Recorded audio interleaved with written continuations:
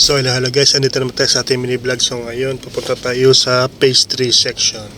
So ito guys, pastry bakery section guys is mainly nagbibigay kami dito ng mga croissants, sweets, Danish roll at saka iba pa. So ayan guys, ginagaya ko na, nilalagay ko na sa aming oven, nilalagay ko na sa kanyang plate.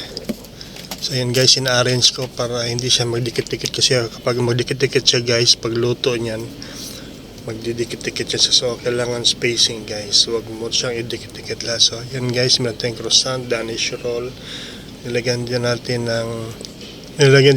ng za'atar tsaka cheese. Ayan guys, yung oven pala natin guys is nakasetting ng 170 degrees ng 10 minutes. So ayan guys, nilagyan ko na ng cheese, minsan merong Danish roll. So ayan guys, yung cheese na gamit natin guys is kung anong meron.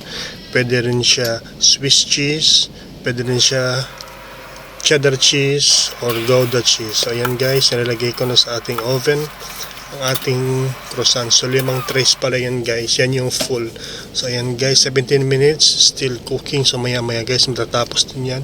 17 minutes yung pagluluto natin kasi pag 18 or 19 ma-overcook siya. So ayan guys, tapos na ating pagluluto, natapos. So ayun guys, natapos na natin pagluluto, pagbibake. So hanggang sa susunod na video guys, maraming salamat sa panonood. Love you all, bye bye.